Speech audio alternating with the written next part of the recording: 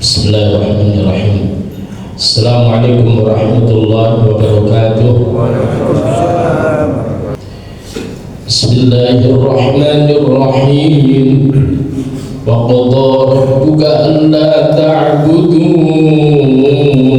illa iyyah wa bil walidayni ihsana imma yablughanna 'indaka al-kibara ahaduhuma aw kilahuma fala taqul lahumā uffin wa la tanharhumā wa qul lahumā qawlan karīmā. Wa qadha, dan telah memerintahkan, telah memutuskan sapa Rabbuka Tuhan. Qadha itu adalah yang memutuskan bisa, sehingga orang yang pekerjaannya memutuskan perkara itu adalah qadhi, hakim.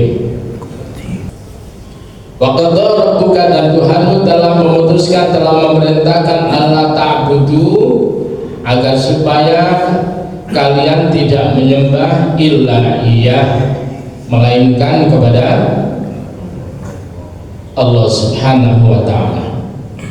Wa bil walidaini, dan yang kedua adalah agar supaya terhadap ibu bapak ihsanan, berbuat ihsan, berbuat yang terbaik. Para jamaah sekalian rahimani wa rahimakumullah, ketika orang tersebut melakukan peribadatan kepada Allah, maka kemudian dikatakan ibadahnya itu sukses, paripurna, ketika setelah beribadah kepada Allah itu mampu diejawantakan dengan berbuat baik kepada orang tua. Ketika orang itu ibadahnya kenceng, tetapi kemudian hubungan antara dirinya dengan orang tuanya itu buruk, maka ibadahnya itu tidak ada manfaatnya. Sehingga Rasulullah Sallallahu Alaihi Wasallam itu sampai mengatakan bahwa salah satu la yanfa'u ma'ahunna amalun, ada tiga hal yang menjadikan amal itu tidak berguna. Jadi ada tiga amal yang amal tersebut itu la yanfa'u ma'ahunna, tidak ada manfaat bersama tiga hal itu. Ya, apa itu? Manakala seseorang itu al-isyraku billah, mempersekutukan Allah. Yang kedua adalah uququl walidain, yaitu durhaka sama ibu bapak. Ibadahnya rajin, tapi sama ibu bapak berani. Ya, hanya karena satu enggak Muhammadiyah, yang satu Muhammadiyah. Hati-hati. Ya.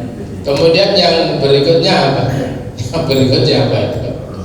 Wal firaru 'aniz zahfi, yaitu lari dari peperangan, ya, yakni khianat. Para jamaah sekalian, sampai kemudian ketika ada seorang sahabat bertanya, ya Rasulullah, siapa di antara orang yang aku itu harus berbuat baik kepadanya? Ya, maka kemudian Rasul mengatakan ummaka, ibumu. Lalu kemudian siapa lagi ya Rasul? Ummaka, ibumu. Kemudian siapa lagi ya Rasul? Ummaka, ibumu. Kemudian siapa lagi ya Rasul? Summa abaka, kemudian bapakmu. Suatu ketika namanya Sa'ad bin Abi Waqqas. Sa'ad bin Abi Waqqas ini punya ibu yang ketika dia tersebut adalah menjadi pengikut Rasulullah Muhammad SAW, artinya saat ini masuk Islam, dan ibunya tersebut itu dalam kemusyrikan. Maka ibunya tersebut itu berdoa, bersumpah. Apa sumpahnya ibunya Sa'ad bin Abi Waqqas? Aku bersumpah bahwasanya aku tidak akan pernah makan dan minum sampai kemudian saat itu berpisah dengan Muhammad, ya. Sehingga ketika saat tersebut itu kemudian masih kekeh, ya, yaitu mengikuti Rasulullah Muhammad SAW, maka ibunya tersebut itu gak mau makan sampai kemudian mau meninggal dunia. Ini ceritanya kalau saya membaca suatu kitab namanya Ar-Rijalu Haulan Nabi. Jadi Ar-Rijalu Haulan Nabi yaitu tokoh-tokoh, ya, sahabat yang ada di sekitar Nabi. Di situ disebutkan namanya Mus'ab bin Umair. Hampir sama kisahnya antara yang dialami oleh Mus'ab bin Umair dengan Sa'ad bin Abi Waqqas. Nah, para jemaah sekalian, kemudian apa? Begitu Sa'ad bin Abi Waqqas tersebut itu mendapatkan suatu tekanan-tekanan dari ibunya, sementara dia tersebut itu sayang sama ibunya, dan sementara dia pun juga cinta kepada Rasulullah SAW, maka kemudian saat itu kemudian lapor kepada Rasulullah SAW tentang keberadaannya, dan akhirnya kemudian apa? Turunlah, yaitu dalam surah yang ke-11, surah yang ke-31, yaitu surat Luqman. Coba kita perhatikan surat Luqman surat 31. Nah, yaitu pada ayat yang ke-14, ayat yang ke-15. A'udzu billahi minasyaitonir rajim. Wa in jahadaka 'ala an tusyrika bima laysa laka bihi 'ilmun fala tuti'huma wa sahibhuma fid dunya ma'rufa wattabi' sabila man anaba ilayya thumma ilayya marji'ukum fa unabbi'ukum bima kuntum ta'malun. Wa in jahadaka, dan jika keduanya, yaitu orang tuamu tersebut itu dengan gigih memaksa kamu, ala an tusyrika bi, agar supaya kamu mempersekutukan aku, ma laysa laka bihi ilm, yang kemudian tidak ada bagimu suatu pengetahuan yang bisa membenarkan itu, orang dalil yang menerangkan tentang dibenarkannya seorang nuruti orang tuanya untuk supaya orang itu mempersekutukan Allah. Tidak ada dalil yang membenarkan itu. Terus gimana? Fala tuti'ahuma, maka kamu jangan mentaati keduanya. Kenapa? La ta'ata li makhluqin fi ma'siyatil khaliq. Ya. Jadi sekalipun orang tua kita, kalau kemudian arahannya, suruhannya itu adalah nggak benar, maka nggak boleh taat. Kenapa? Karena Nabi mengatakan la ta'ata li makhluqin. Jadi tidak ada ketaatan kepada makhluk manakala dalam rangka bermaksiat kepada Al-Khaliq, kepada Allah Subhanahu wa Ta'ala, Sang Pencipta. Itu ya. Jadi andai kata orang tua kita itu menyuruh kepada hal yang sesat, hal yang maksiat, maka nggak boleh, ya. fala tuti'huma. Kemudian apa? Wasahibuhuma, meskipun tidak boleh taat tetapi apa? Yang berat yang ini Pak. Wasahibuhuma, bersahabatlah kamu kepada keduanya di dunia ma'rufan, secara baik. Bertemanlah kamu dengan keduanya dengan pertemanan yang baik. Sikap tetap baik, namun tidak boleh taat ketika arahannya adalah dosa atau maksiat. Biasanya orang kemudian kalau gak taat ya wajahnya nyurung, kan itu tuh Pak.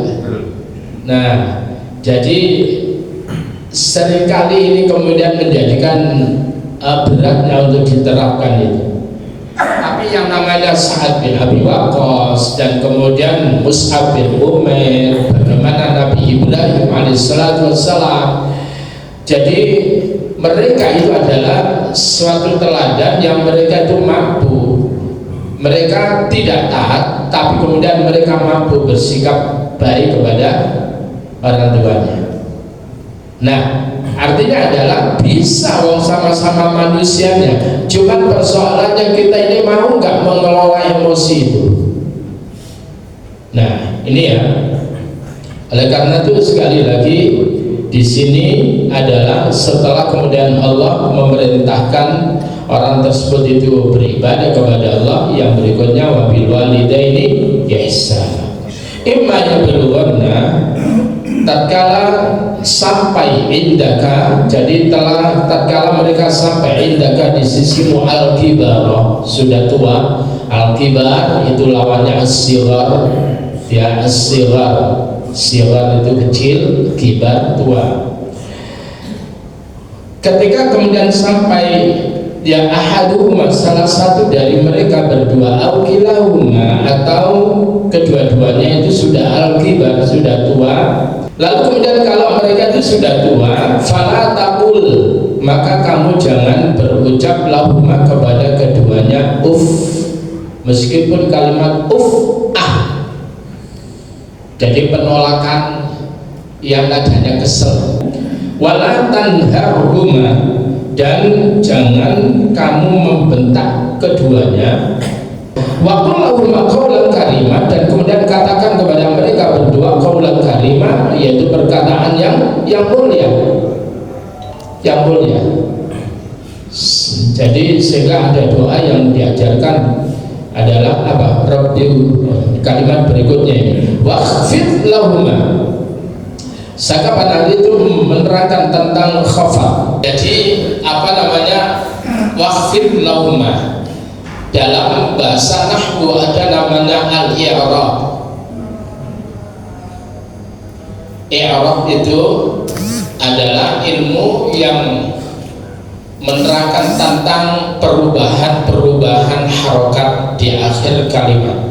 Apa itu isim, apa itu fi'il, apa itu dibaca a, dibaca i, atau dibaca u, atau dibaca sukun, itu nantinya. Maka i'rab itu ada 4. Ada rafa, apa? Rafa, ada kemudian nasab, ada khafat, atau orang kata lain khafat itu adalah jar, al-jar.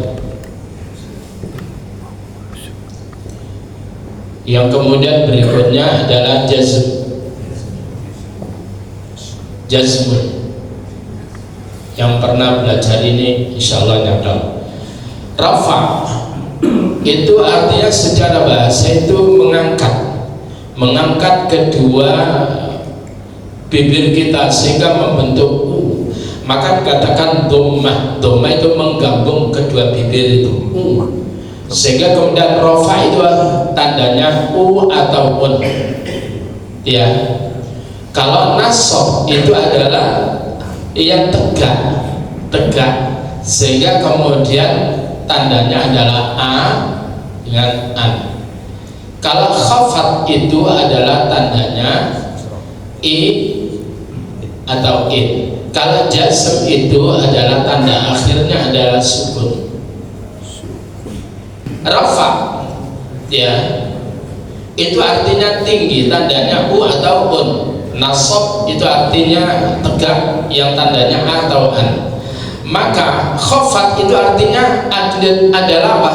Rendah, merendah, sehingga tandanya i atau in. Maka ketika Allah mengatakan wakhfid lahuma, maka kemudian apa namanya, rendahkan dirimu sebagaimana tandanya i dan in di bawah. Paham ya? Maka sehingga kemudian kalau dulu ada seorang ulama, orangnya tersebut alim, namanya Abu Wahab ya, Abu Wahab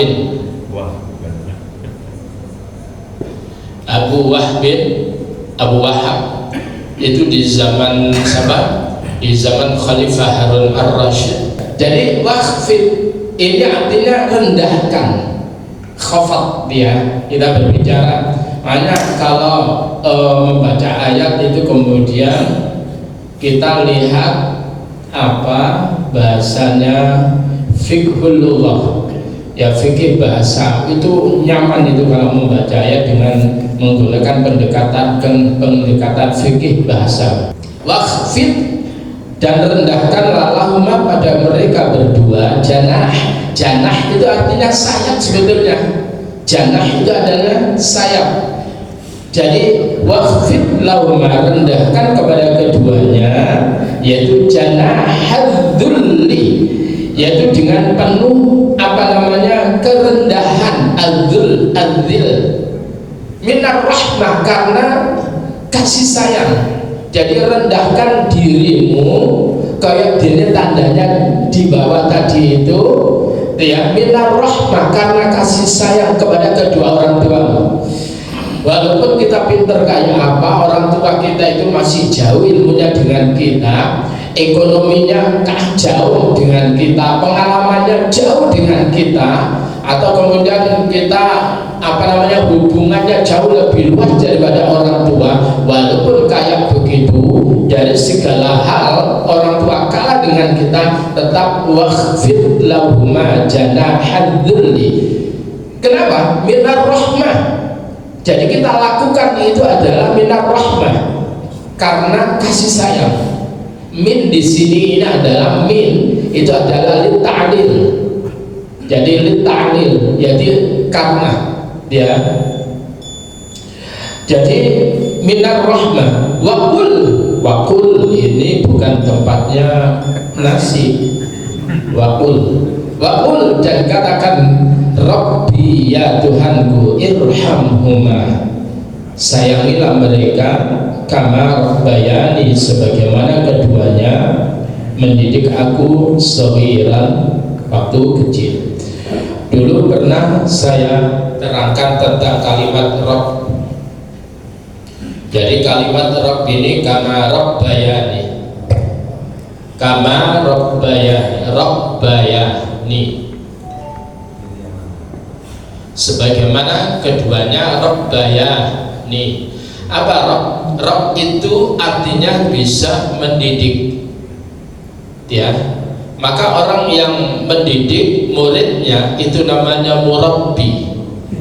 Apa? Murabbi. Jadi murabbi.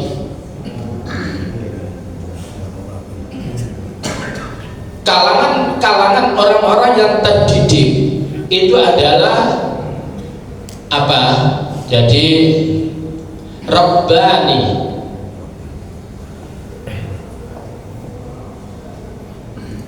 Itu adalah kalangan orang-orang yang terdidik, terpelajar, sehingga kemudian kalimat Rabb ini bisa artinya sebagaimana kalau kita memahami kalimat apa?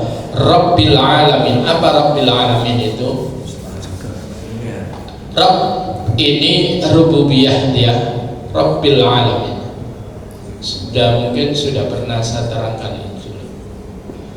Jadi Rabbil alamin, dia adalah yang menciptakan alam, yang menata alam, yang mengatur alam, yang mengawasi, yang melindungi seluruh al-alamin itu. Itu adalah kalimat Rabb. Sehingga dalam kampus perguruan tinggi ada jurusan tarbiyah, yaitu jurusan pendidikan. Dari kalimat tarab ini, tarbiyah. Jadi tinggal tarbiyah. Ada sebuah kitab namanya Tarbiyatul Aulad, pendidikan untuk anak-anak dia. Maka orang tua kita ini ya kayak dene pangeran katon, Pak. Karena orang tua kita ini ngerti pangeran katon ya. Jadi kayak dene loh, jangan kemudian pangeran, bukan. Seolah-olah dia itu Tuhan yang harus kita taati. Lah bener loh Pak, kita taati. Jadi karena orang tua itu adalah yang mengasuh kita, yang mendidik kita, yang merawat kita, mengawasi kita dan sebagainya, maka doa kita itu adalah kama rabbayani shaghira, sebagaimana keduanya telah mendidik, merawat dan sebagainya. Tidak hanya sekedar kemudian orang tua kita terus ya wes ngurus mendadak, enggak Pak. Bahkan curahan hatinya itu adalah dicurahkan untuk anaknya, sampai kemudian mendoakan untuk anaknya adalah ya Allah, Allahumma ambitha nabatan hasanah, ya Allah tumbuhkan anakku itu menjadi pertumbuhan yang baik. Nah ini ya, jadi doa ini Rabbighfirli wa liwalidayya warhamhuma kama rabbayani. Nah itu, sehingga itulah yang doa yang harus kita munculkan. Sehingga ada sebuah hadis yang menerangkan bahwa orang tua kita itu kemudian yang telah meninggal dunia, maka mereka tersebut itu merasakan ada peningkatan derajat. Kemudian Allah angkat derajatnya di alam kuburnya. Lalu kemudian apa? Orang tua kita ini itu bertanya kepada Allah, ya Rabb, apa yang menjadikan aku setiap saat kau angkat derajatku? Iya, karena anakmu itu selalu memohonkan ampun untuk kamu. Paham itu Pak ya? Maka di antara hal yang menjadikan kita ini tetap bisa berbuat baik kepada orang tua kita meskipun kita ini meninggal dunia, di antara lain adalah kita harus senantiasa mendoakan. Nah, disinilah yang kemudian saya ingin tampilkan ini hadis ini ya Pak ya.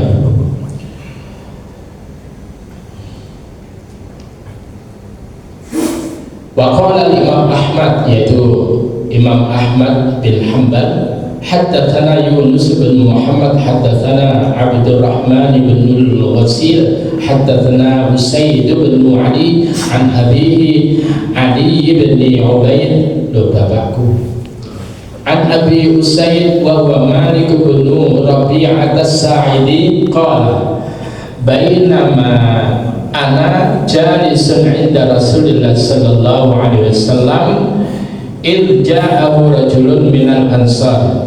Suatu ketika, kata Rabi'ah, kata Malik bin Rabi'ah as-Sa'idi, suatu ketika aku ini adalah orang yang duduk di sisi Rasulullah sallallahu alaihi wasallam. Kemudian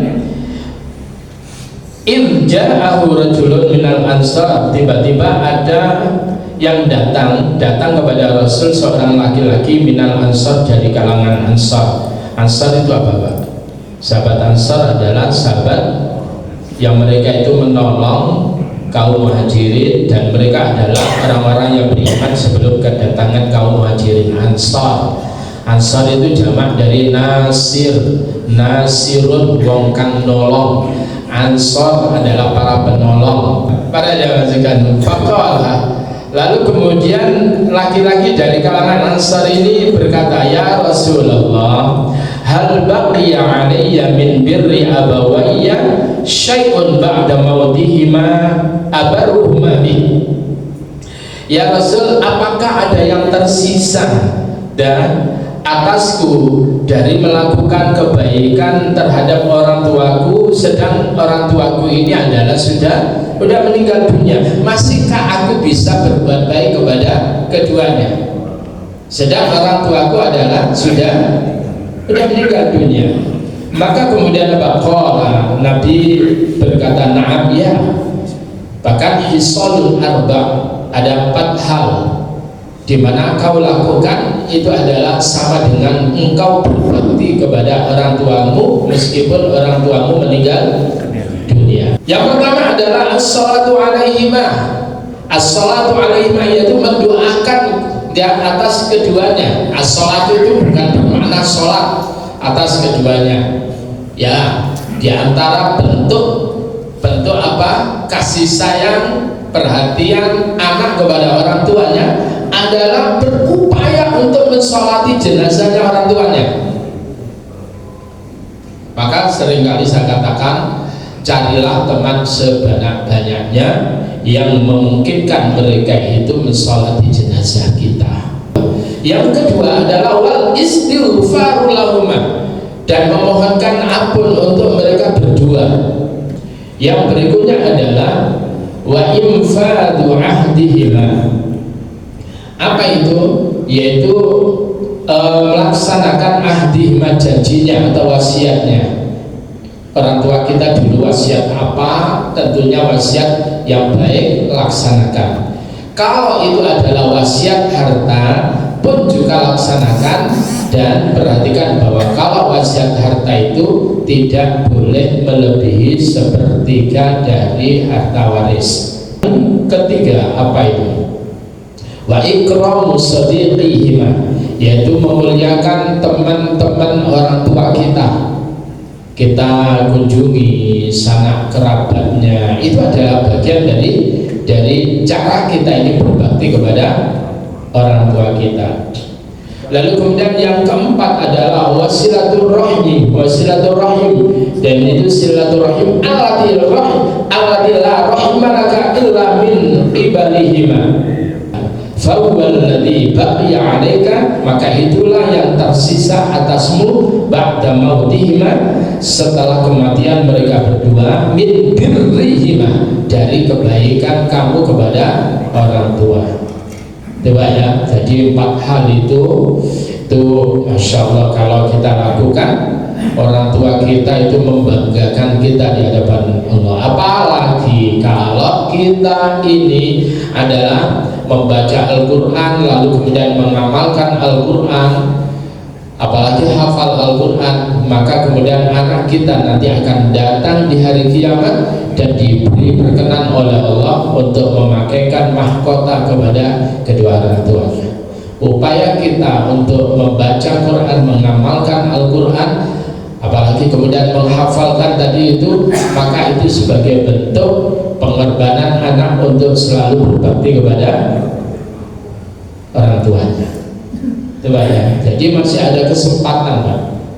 Yang berikutnya, ini yang kemudian diriwayatkan oleh Imam Ahmad pula, yang ini belum sempat kemarin saya utarakan ya. Qala Imam Ahmad, berkata Imam Ahmad bin Hanbal, haddatsana Khalaf bin Walid, haddatsana Ibnu Abbas, Ibnu Ayyash, an Bahir ibn Sa'd, an Khalid ibn Ma'dan, anil Miqdam ibn Ma'di, Yakrib al-Kindi, anin Nabi sallallahu alaihi wasallam, anin Nabi sallallahu alaihi wasallam, dari Nabi Muhammad sallallahu alaihi wasallam, qala, beliau bersabda, innallaha yusikum bi abaikum, sesungguhnya Allah itu adalah yusikum, Allah itu berwasiat kepada kalian bi abaikum, supaya kalian perhatian berbuat baik kepada orang tua kalian. Innallaha yusikum bi ummahatikum, kalau tadi bi abaikum kepada ayah kalian. Yang berikutnya, innallaha yusikum bi ummahatikum, sesungguhnya Allah wasiat kepada kalian untuk berbuat baik kepada ibu-ibu kalian. Innallaha yusikum bi ummahatikum, Allah berwasiat kepada kalian bi ummahatikum, supaya perhatian kepada ibu-ibu kalian. Innallaha yusikum bi ummahatikum, kemudian Allah berwasiat lagi kepada kalian bi ummahatikum, untuk berbuat baik kepada ibu-ibu kalian. Innallaha yusikum bil aqrabi wal aqrab, sesungguhnya Allah juga berwasiat kepada kalian bil aqrab, untuk kemudian berbuat baik kepada sanak kerabat, fal aqrab, dan sanak kerabatnya, kepada Pak Le, Pak D, Bule, Bude, itu kan sanak kerabat itu. Terus maka itu hubungan kekerabatan itu harus kita jaga. Betapa senangnya kalau adiknya bapak atau dulure bapak itu kemudian kalau melihat bahwa ponakannya itu baik dengan mereka. Paham itu Pak ya? Ya Allah, ponakanku apike ya. Jadi akhirnya kemudian le kueku podo ambil bapakmu nak ya, bapakmu yang seneng silaturahim terus nih ya, aja sampai putus.